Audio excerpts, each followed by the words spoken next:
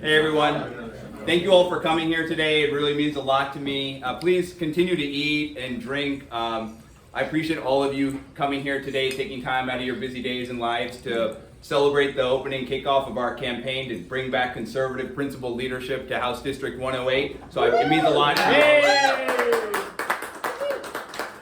Before I begin, I do want to recognize several people, important people in the audience. The first is the most important member of our family. My beautiful wife, Amy, is here. Thank you so much for everything you do, not just being an amazing wife, the best mom to our two young kids, Nina and Nishant, and she's an incredible, accomplished professional in her own right. She won't talk about herself, but she's a partner at her law firm. She's the best funds attorney in Dallas. If you need help, you go to her. She's an amazing person. Everyone who I talked to before embarking on this journey about running for office told me that this was not just an individual sacrifice, that this really is a collective sacrifice. And it is. And so I'm immensely thankful for the sacrifice you've made for our family and for the betterment of our community. It means a lot. So I thank you so much for that. Second is my dad is here. My mom, yes, absolutely. My mom is at home taking care of our two rascals at home. When I first started making like public appearances and talks and going on media on CBS and The Blaze and local groups, my parents would come and I'd be like, y'all are embarrassing me. Why are you here? And then watching my two kids go to dance recitals and play soccer and play sports, the immense level of pride that I have in them, it reminds me of the level of pride that they have in me. And so if I'm even a quarter of the dad to my kids that you've been to me, I'll be successful in life. So I appreciate everything.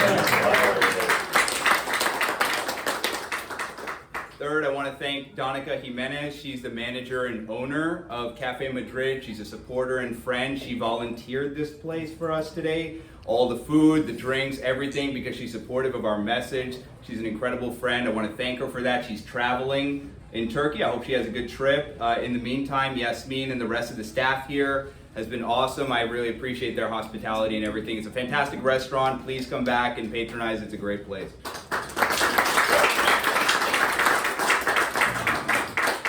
And then fourth, I see a number of current, former, and soon-to-be elected officials. I won't put you all on blast until I get your formal public endorsement. But I really appreciate you showing up here. It shows an immense level of support for the folks in this room and the support that we have for this campaign for change. So again, thank you all for coming here. Ostensibly you're here to learn more about me and the campaign, but to be honest with you, this race is not about me. It's about all of you. It's about your families. It's about your values. Because you deserve an articulate, unapologetic champion for our shared conservative values. That's why I'm running in this race, to be your voice. My parents immigrated to this country legally in search of the American dream. And they did so not just because of the economic opportunities that this country affords, of course, yes, but because of the founding ideals upon which this country was created, a belief in freedom of speech, freedom of religion, the right to keep and bear arms, due process, equal protection, the impartial application of justice, meritocracy. And above all else, they instilled in me a deep and abiding love and appreciation for the principles of God, of family, and of country. In that order, those are values that we're still seeking to fight to preserve and protect for future generations. I grew up in Plano, Texas. Went to Plano West for high school, where I founded the Republican Club. Hopefully it's still there. Went to Duke University, double majored in econ and poli-sci, and had the good fortune to work for our Texas senator on Capitol Hill during that time. Went to the University of Pennsylvania, graduated, worked in New York at elite law firms, which is where I met Amy, and then somehow convinced her to move back home to Texas, where I knew we had so much more work left to do. In 2019, I'm honored that Governor Abbott appointed me to serve on the Texas Radiation Advisory Board, which oversees the use of radiation in our state, including for medical research and then also our nuclear power plants. It's been a privilege to work on behalf of the people of our state and be on the front lines of energy policy. Nationally, I'm a member of the Federalist Society. I also serve on the board of a group called Color Us United. It's a nationwide 501c3 that advocates against divisive DEI mandates and in favor of meritocracy, not just in education, but also in hiring. Locally, we live here in the Park Cities. Our two young kids attend the public school. We're deeply involved with it. Amy's on the board of the preschool association. I'm involved in the Dad's Club. I'm also involved with the public school board, advocating in favor of policies to increase parental involvement and review of curriculum and books in our schools. And I've personally challenged offensive material that's been available in our elementary and middle schools because the education of our children, not their indoctrination, is of paramount importance. And finally, I also serve on the City of University Park's Legislative Committee, where we oversee and review legislation that impacts our community. But again, like I said at the top, this election is not about my resume, though I'll put it up against anyone's. This race is about you. It's about your voice, who will be your champion. Because again, you deserve an articulate, unapologetic champion who doesn't just believe with you, but who is one of you. For the last 10 plus years, the people of this community have dutifully voted for someone they believe to be a Republican, to go to Austin and best represent our values. And for the past decade plus, we have been systematically let down. The incumbent, Morgan Meyer, he's a career politician. He's been in office for over a decade, and in that time, he's amassed one of the most liberal voting records in the entire Texas legislature. He's been censured by the local party. He won't bother showing up to defend his record.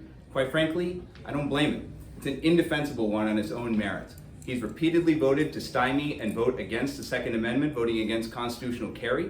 He was the lead sponsor of the Green New Deal agenda in our state, sponsoring legislation to provide billions of dollars in subsidies to the wind and solar industry. And he has repeatedly stymied conservative priorities by never once voting to end the Robin Hood recapture program, never voting to end in-state tuition for illegal immigrants, never voting to make mandatory E-Verify. This past session alone, he voted in favor of an amendment that would have allowed public school districts to use your public taxpayer dollars to engage in DEI-based targeted hiring. He voted to not just regulate the sale of hemp and vape products in our state and prevent them from getting into the hands of children. He voted to entirely ban an entire class of products that overnight would have criminalized law-abiding activities of millions of hardworking, law-abiding adults and veterans in our state. He voted to allow the relatives of Chinese Communist Party members who are here on temporary visas, not permanent visas, temporary visas, to purchase land in our state. And he voted to give a $1.5 billion corporate welfare tax credit to Hollywood liberals so that they can turn around and make content that directly undermines our values. And over the course of his career, he has repeatedly sided with Democrats whenever given a chance. He was not just an innocent bystander in voting to impeach the single most conservative statewide official that we have in our state, and Attorney General Paxton, who I believe is the most effective Attorney General in the country. Morgan Meyer was the lead impeachment manager of that total fake charade that failed.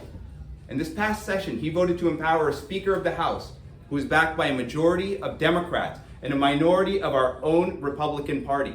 And how did the Democrats express their immense appreciation for the gift that liberals like Morgan Meyer gave them? By running away, by abdicating their seats, absconding to California, Illinois, and New York so that they could get on MSNBC and CNN and complain about the redrawing of congressional maps, which is exactly what they did 4 years ago in order to complain about the implementation of voter ID in our state. And we have a saying that we teach our kids at home, that they teach the kids in school.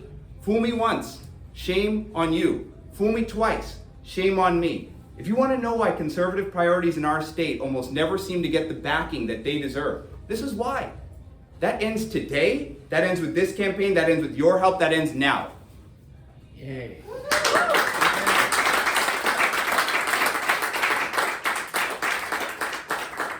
This campaign is going to be about 4 key common sense, reasonable issues. Number 1, we need to cut property taxes. We need to end the Robin Hood recapture program, and we need to raise curriculum standards in our schools. There are 8 states in the country that don't have an income tax. Many of them are run by Democrats, by the way, including Delaware. This is the rub. 7 of the 8 have lower property tax burdens than what we have here in Texas. This past session, the Texas legislature ran a $24 billion surplus. Morgan Meyer is the chair of the Ways and Means Committee. That's a tax writing committee in Texas. He voted for the bill that became law that returned barely a quarter of that, about $6.5 billion back to the taxpayer, mainly in the form of a modest $40,000 increase in the homestead exemption. That is pathetic. We all know that increases in appraisals and rate increases will eat away whatever little benefit that's supposed to provide. What we need are lasting, long-term structural reforms to actually cap appraisals, cap rate increases so we can cut taxes, not just slow their rate of growth, and move towards their complete elimination. And the single most effective step that we can take on that journey is by eliminating the unjust Robin Hood recapture program.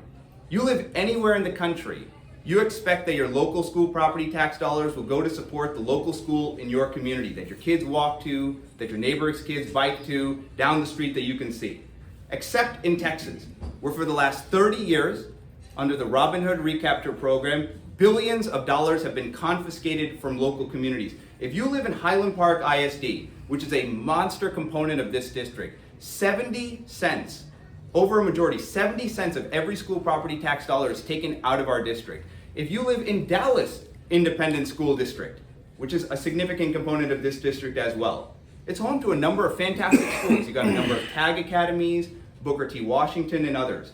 But we all know it's also home to a number of failing schools as well. And yet, if you live in DISD, nearly 20 cents of every school property tax dollar is confiscated and taken out of the district. That is a program and pattern that holds roughly across all of North Texas. That money is confiscated from local communities. It's sent to Austin, where it's wasted on special fund, slush fund projects like giving billions of dollars in giveaways to Hollywood liberals. Morgan Meyer, despite representing this powerful district, which is so negatively impacted by that policy, has never once over the course of his career voted to eliminate that program. I am pledging to you that the very first bill I propose, that I work tirelessly to try and get over the finish line, will be the complete repeal and elimination of the Robin Hood recapture program. Let's use this as an opportunity to return money back to the taxpayer so we can fully fund our local public schools, hire more teachers, and pay them more. Let's return money back to the wallets of taxpayers by ending the endless cycle of rate increases and bond issuances. Let's commit ourselves to higher curriculum standards and empower and challenge our students and teachers to rise to the occasion like we know that they can, and let us commit ourselves to a culture of excellence and meritocracy in our schools so we are educating our young people to be functioning adults in the 21st century.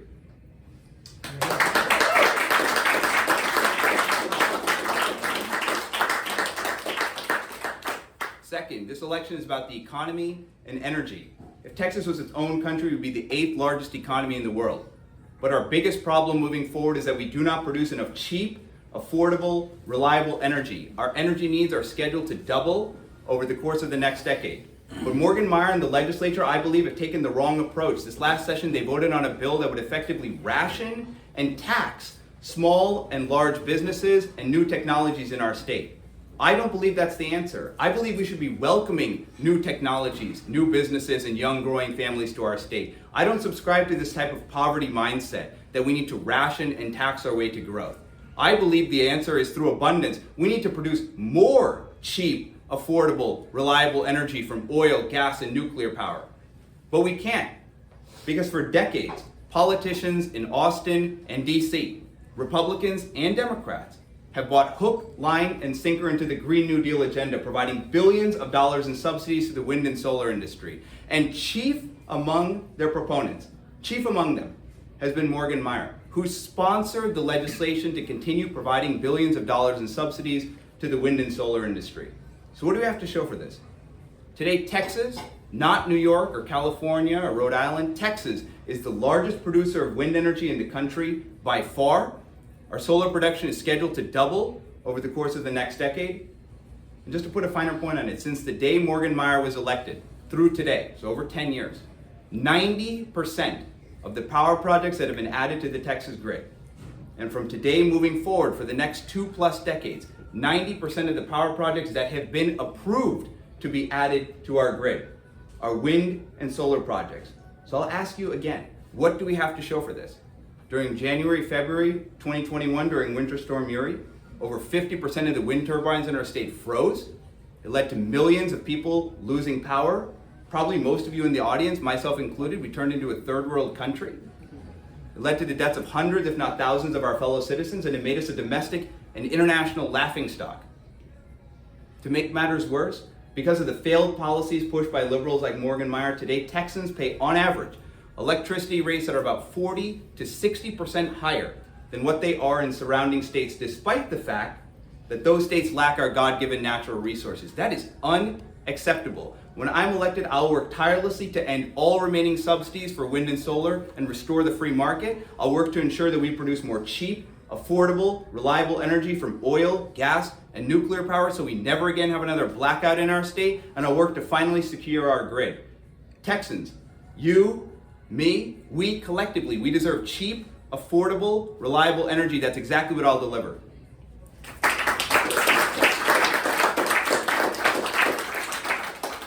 Number 3, this election is about the rule of law and immigration. This nation is based on the rule of law. And a secure border is the predicate, it's the requirement for a sovereign nation. You can't have one without the other. And that means that your first act in this state cannot be to have violated our nation's laws. I honestly don't blame people for coming to this country illegally. I really don't. I empathize with their situation, and I'm confident that if any one of us were in their situation, we'd at least think twice about doing the same thing. And that's because America is an exceptional country. We are truly unique in that no matter when you came here, so long as you did it the right way, you came legally, and you agree to assimilate into our rule of law, our values, and our culture, you are treated as a full-fledged equal. There is no other country on God's green earth that treats you with that level of respect and dignity. But what it requires is that you come legally through the front door. And if you come illegally, you have to be shown the back door. So no, I don't blame people for coming here. I blame the weak-kneed politicians and NGOs that have continued to profit off of the system of perverse incentives that encourage and incentivize people to come to our country and our state illegally. For example, for the last 20 years, Texas has offered in-state tuition for illegal immigrants. Morgan Meyer, in over a decade in office, has never once voted to end this absurd policy. He's never voted to end or make mandatory E-Verify. When I'm elected, I'll work tirelessly to actually secure the border. Yes, by fully funding the construction of a wall where we need to and where we can, but also by turning off the magnets, voting immediately to end in-state tuition for illegal immigrants and to make mandatory E-Verify. You have the right to know that your precious public tax dollars and your precious public resources that you pay for, that they're not being strained and stretched, that they're not being used to hire under-the-table labor that depresses wages, raises the cost of housing, and strains our stretched public resources. You have the right to know that your tax dollars and resources are going to law-abiding Texans only, full stop.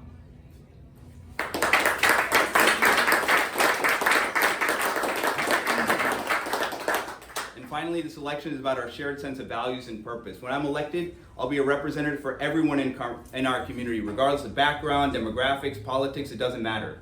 And yes, where there is an opportunity to work in a bipartisan fashion across the aisle, I'm more than happy to do it. God knows only He has a monopoly on good ideas.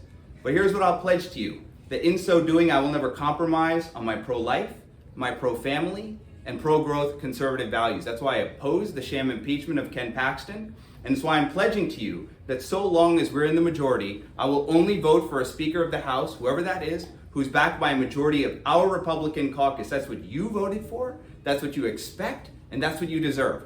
Enough of the backroom games in Austin that sideline conservative priorities.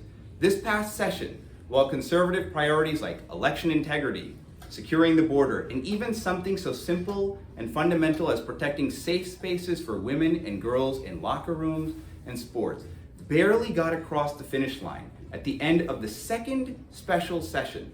So let me get this straight. Our priorities either don't get across the line or they get passed in the 11th hour.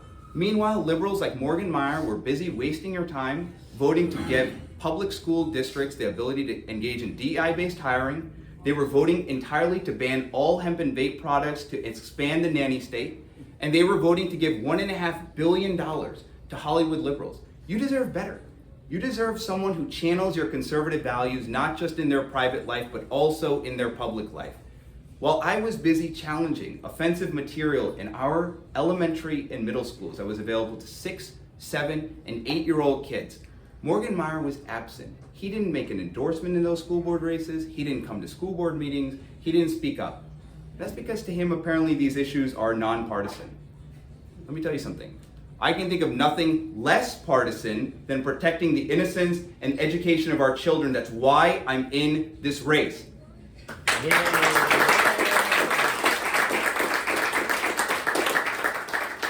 So I'll conclude with this, and again, I appreciate all of your time here today.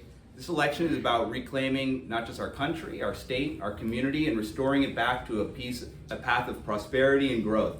But it requires all of your help. So I need three things from all of you. Number one, you've already done it. I need your time. Thank you for showing up today. I need your continued support to volunteer, to text bank, phone bank, block walk to help us get across the line.